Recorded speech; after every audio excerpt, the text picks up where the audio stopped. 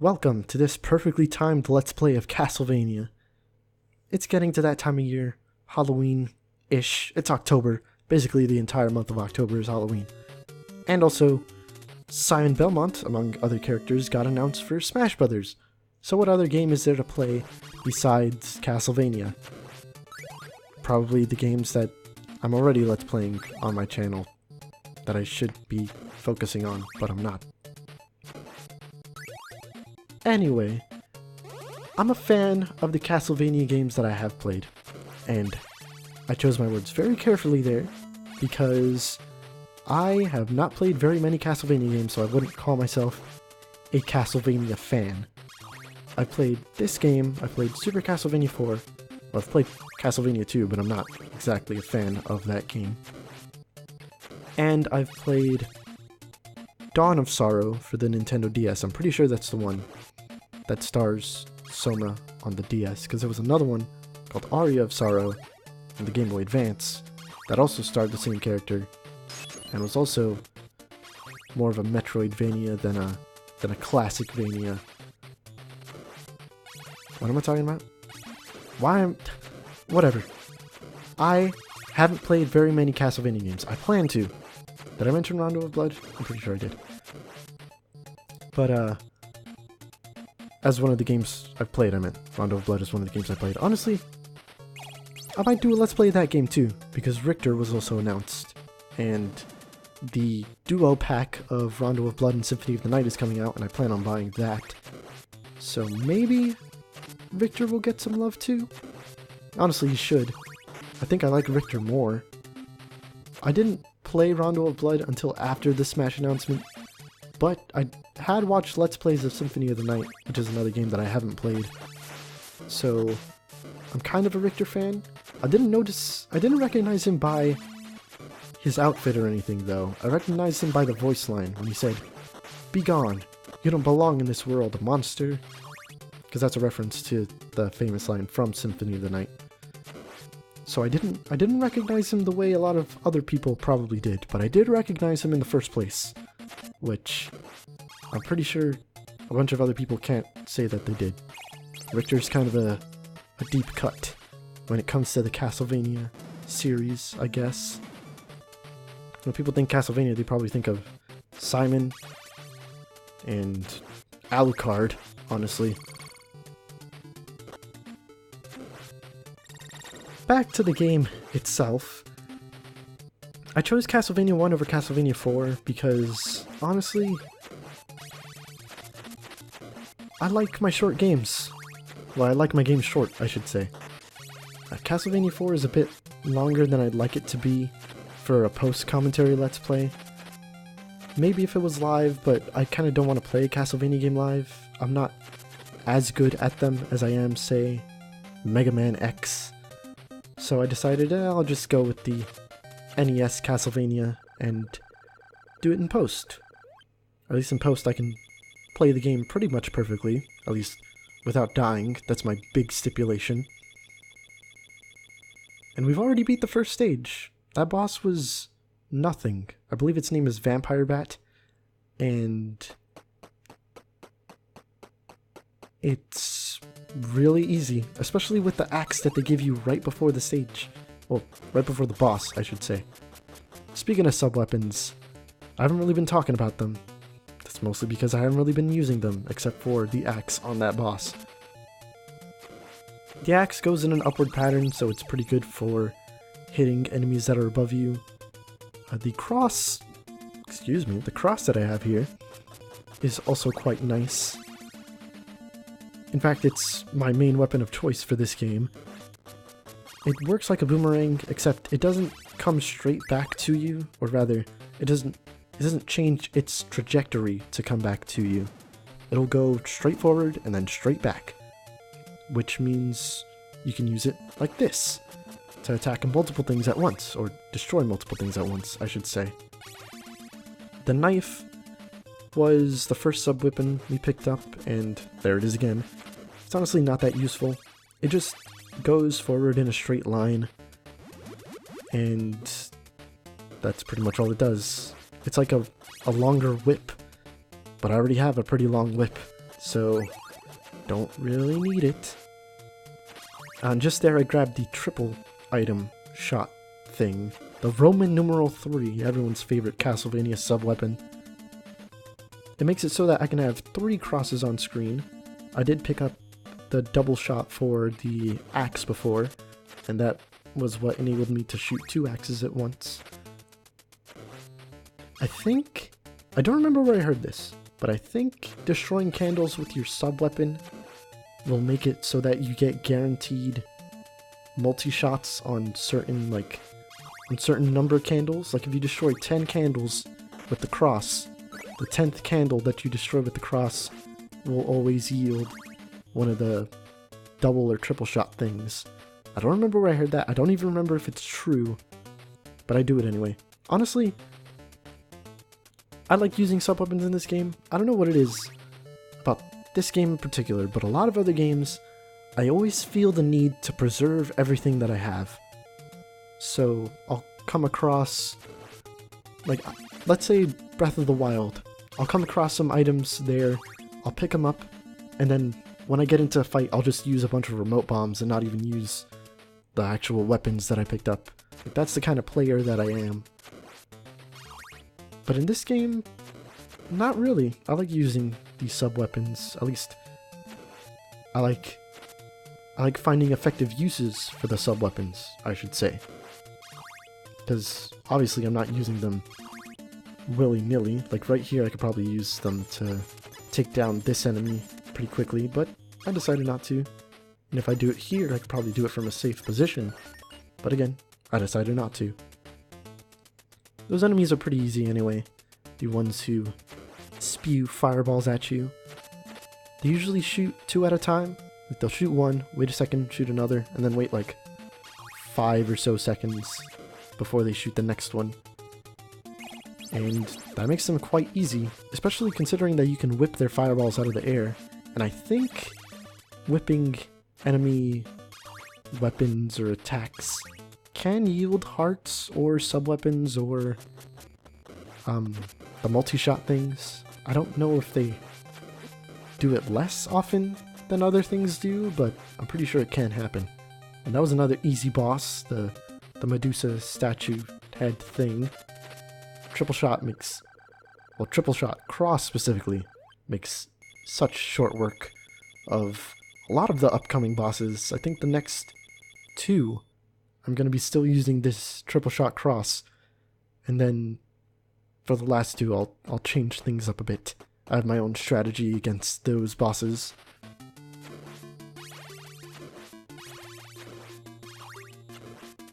There are also some other items that you can pick up that aren't necessarily sub-weapons. You might have seen a pendant-looking thing that has a cross on it. It's basically a screen nuke. If you grab it, then the screen flashes and everything that's on screen dies. And what I just grabbed right there was an invincibility potion. You pick that up and you're invincible for a short amount of time. I'm not really sure what the cues are on that. Like sometimes, well, I shouldn't say that it feels longer or shorter every time. It feels like the same length. It's just that I can't tell when it's about to run out. Because sometimes he'll flash white, and sometimes he'll just flicker in and out of existence. I don't know what the deal is. These crows. Not too bad, actually. I knew where one was at the beginning, and that one's the hardest one to hit, so I just threw a cross at it while I was still way up on screen. But the other ones, they just fly near you, and then you could whip them out of the sky, and that's it. And after chasing you down a couple of times, they'll just fly off screen. So they're not too bad to deal with. I could say that for a lot of things in this game, though. Like, even the Medusa heads, I don't think are that bad. And they're probably like the most notorious enemy in these Castlevania games because of their weird, wavy pattern. All you really gotta do is just either keep walking forward, if you're in an area that is pretty straightforward, or stop in your tracks, analyze whether they're gonna dip low when they get near you, so jump or whip them, or analyze whether or not they're gonna go high when they get near you, so duck under them. That's really all there is to it. This level's pretty straightforward, honestly. Like, there isn't a lot of going... How should I put this?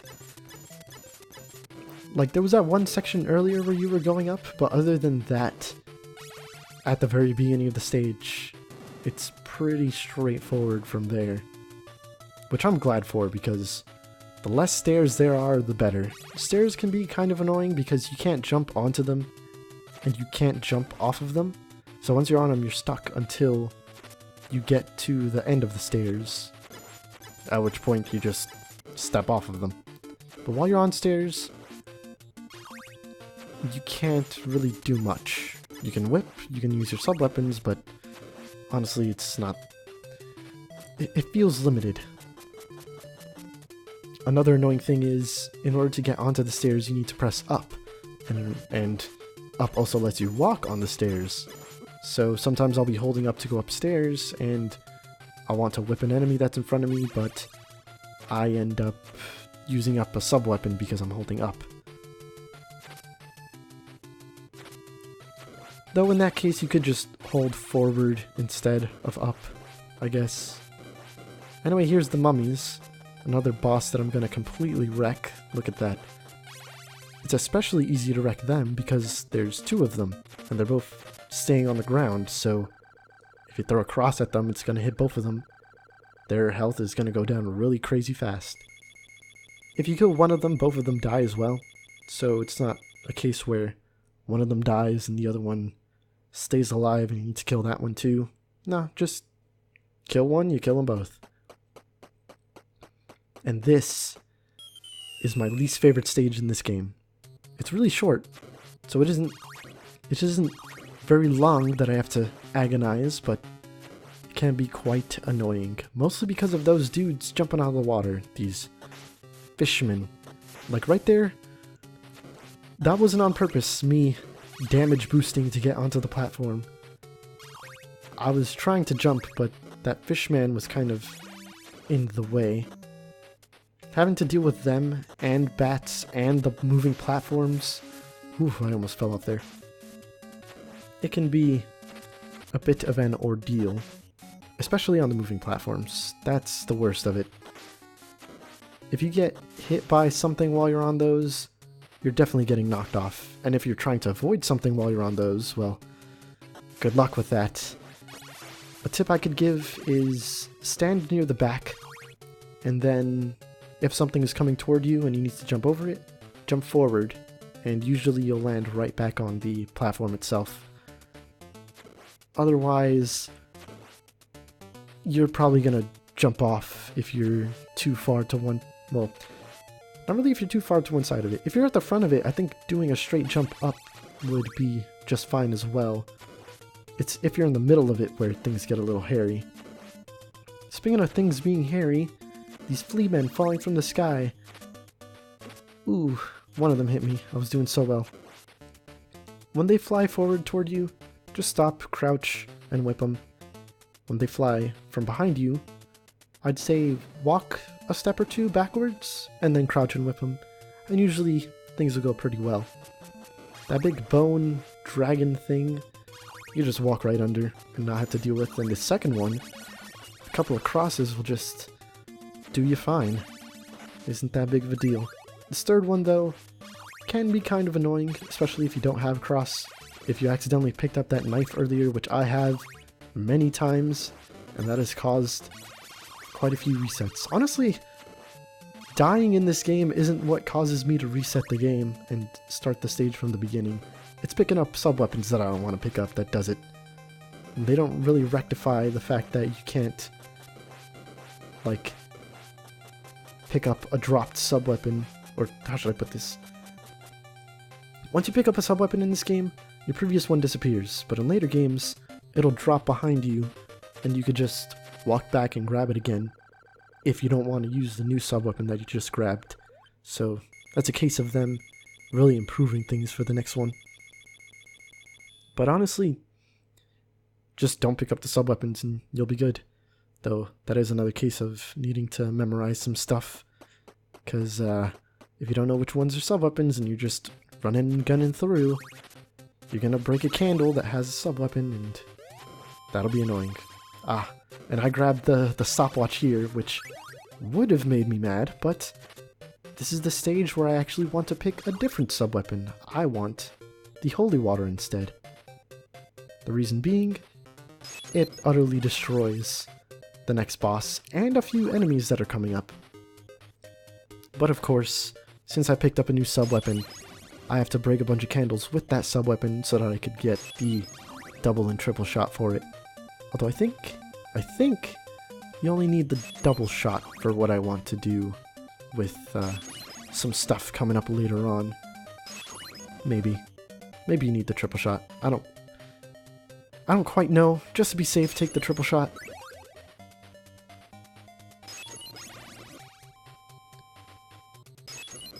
This stage introduces a new enemy.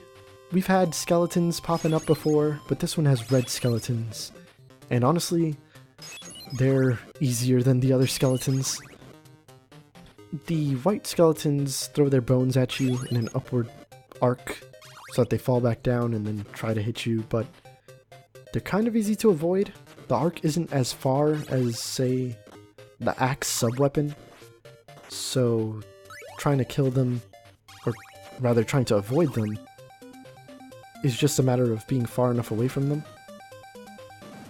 The red skeletons, though, they don't throw any bones. Instead, they attack you by running into you. And if you hit them with your whip, or pretty much any weapon, they just disappear.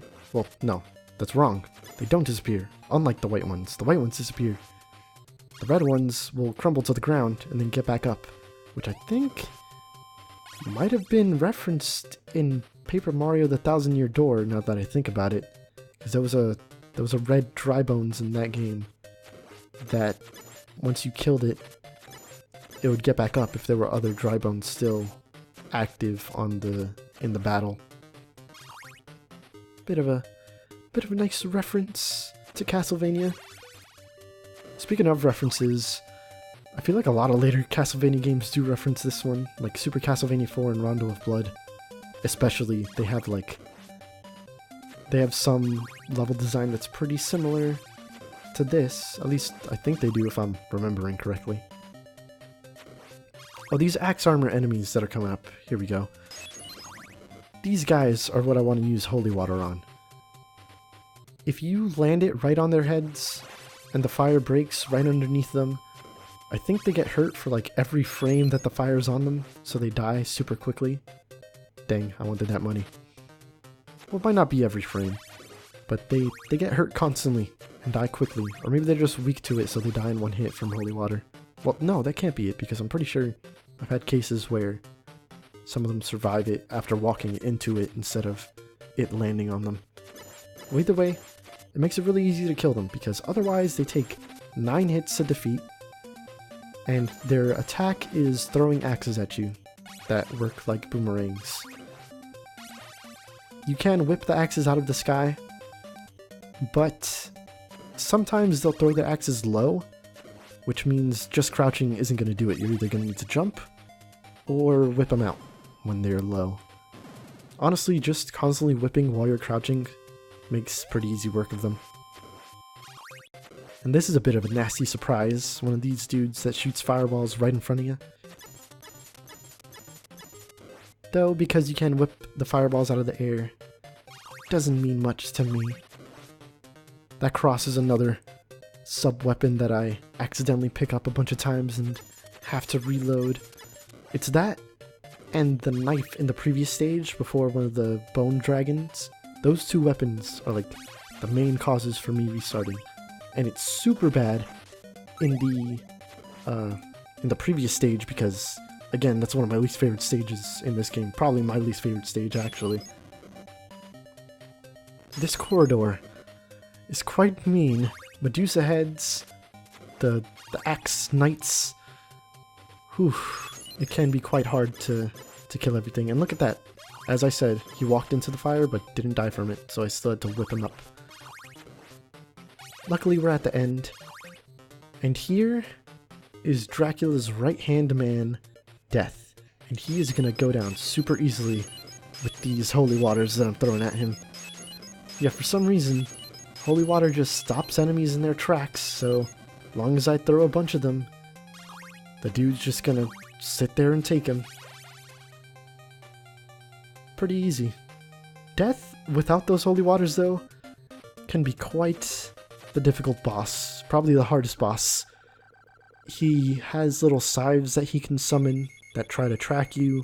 He floats around the stage and does touch damage. So, not an easy boss without the trick that I employed. And with Dracula's sidekick down... Seriously, how cool is Dracula that he has death as his sidekick? We have the final stage. And a little bit of tech for you here. Hit the vampire bat with your whip. It'll stop it in his tracks for a bit. And then you can just walk right underneath him. I'm taking the stopwatch. Because there's a section later on that I do not want to deal with legitimately. Well, I mean, I'm not doing this illegitimately per se. I am using the items that the game has given me, but it's annoying getting through that section without using the stopwatch. You're probably going to take a lot of damage from what's happening, and that can be kind of annoying. What might also be annoying is that skeleton up there. As you saw, I killed the one below pretty easily, but sometimes he doesn't want to jump over and essentially fall into my whip. So the one on top can take potshots at me. Sometimes even knock me into the pit that's in front of me despite me facing forward. I don't know how that works, but these two screens are the reason I use the stopwatch. These birds are flying by, dropping flea men, and they can be pretty hard to avoid, especially because we're not on a straightforward path like before. It's all crazy and there's a bunch of gears and platforming that you have to do. So just use the stopwatch. And here it is, the final boss. Dracula. Oof. Honestly, he's a really fun boss. I like fighting Dracula a lot. That last candle has holy water. I would recommend grabbing it. The way he fights is, he opens his cape and sends out some fireballs. You gotta jump over them and then whip him in the face. Only his face is vulnerable. And I'm so happy that I got the double shot on that run, because... on that try, I should say. Because I like having enough holy waters to where I can take down a lot of his health.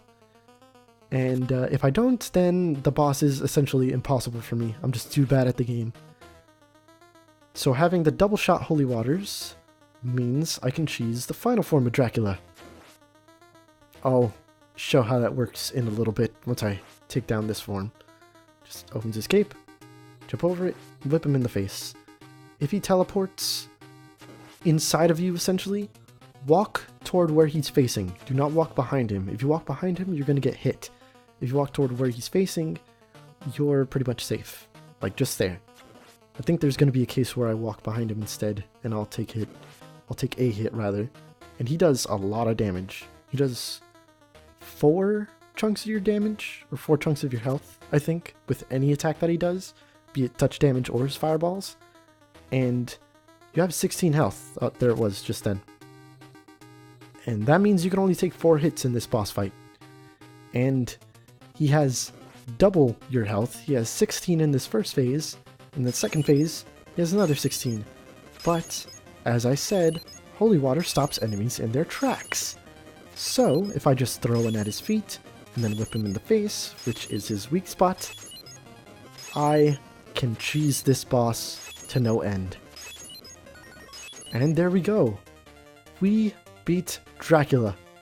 Super easily, might I add, with those holy waters. The real difficulty of the boss is essentially trying to get the double shot during the boss, because you can't get it before the boss. The only sub-weapon you have before the boss is either the cross or, you know, something you picked up in the actual stage. So, can be kind of difficult to, you know, get the holy water and then destroy his fireballs, hoping that they drop a double shot. I can go like 10 minutes, well, maybe that's an exaggeration, 5 minutes on that boss, destroying his fireballs without him dropping any of the double shot things. But anyway, we're done. We beat Castlevania. That was fun. It was fun to record. It was fun doing commentary over. I enjoyed this. And hopefully I can let's play some more Castlevania games in the future. I'm thinking I might do Rondo of Blood next. And then right after that, I'll do Symphony of the Night. So, hopefully, I'll see you then. For now, this is the end of Castlevania 1. Have some credits.